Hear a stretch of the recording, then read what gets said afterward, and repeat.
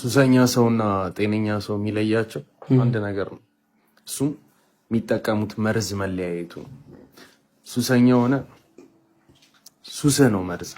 ታጨሳለህ፣ ትቅማለህ፣ ትወጋጋለህ።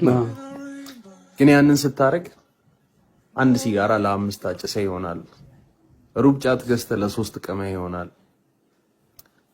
ሌላውን ቶ ማስታወቂያ እየሰራን አይደለም ለሱስ። ከዛ እንደዛ ብራተህም መርዝህን ተፋቅረህ ስትጠጣ ስታጨስ ኖረህ ብር አግኝተህም ነገ ሌላ ቀን ነው እያልክ ብትን ስታረገው ይኖርከው ብር ወደ ጤነኛው ዓለም ስትመጣ ሰው መርዝ ነው፣ ገንዘብ አምላክ ሆኖ ታገኘዋለህ። ትክክል። እኩል አንድ አይነት ደሞዝ እያገኛችሁ ያንተን ብር ካጣፋህ እሱ እንዳገኘ አርጎ የሚሰማው ሰው ታገኛለህ። አንድ አይነት መኪና ኖሯችሁ ያንተ መኪና መበላሸት የሱ አዲስ መኪና የመግዛት ያህል ስሜት የሚሰማው ማህበረሰብ ታገኛለህ። ብር የሚመራው ማህበረሰብ። አንተ እኮ ሱሰኛ ሆነ ቀደኸዋል፣ ተጫውተህበታል። ይሄን ብር ጤነኛውን ስትመጣ እየተመከለከ ታገኘዋል። ትልቅ ትንሽ አይደል፣ አምላኪው ብዙ ነው። አባ እንኳን ቤት ሊመጡ እጅ መንሻ ያስፈልጋቸዋል። እውነት እናውራ ከተባለ ሱሰኛ ሆነ የተጫወትክበት ብር ጤነኛው ዓለም ላይ ስትመጣ ነግሶ ገዝፎ ሲክስ ፓክ አውጥቶ ይረግጣል። በጣም ለማምጣትም ያለፋል፣ ለማጥፋትም ከጎን ያሉት ሁሉ አሰፍስፈው እየተጠበቁ ነው። ካንተ በላይ ገቢ ያላቸው ያንተን ብር ለማጣፋት ይጠብቁሃል። በነፃ የሚባል ስራ አትስራ። አንድ ነገር ልንገር፣ ተምሬዋለሁ።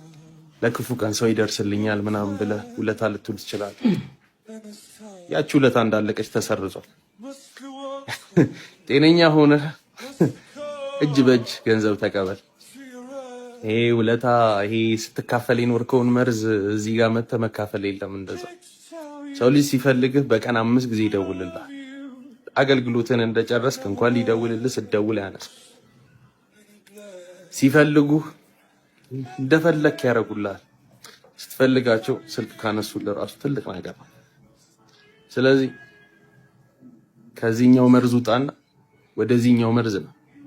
እዚህኛው መርዝ ስትመጣ ግን ፈጣሪን ይዘህ ነው እንደምታስበው። እዛ ቆሻሻ ላይ ሆነ እንደምታስበው እዚህ ጋር ሳሩ አረንጓዴ አይደለም።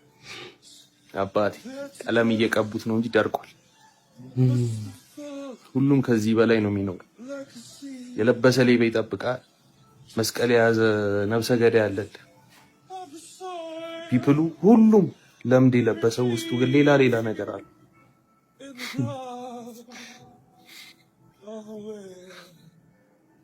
ሁሉ ነገር እንደምታስቡ አይደለም።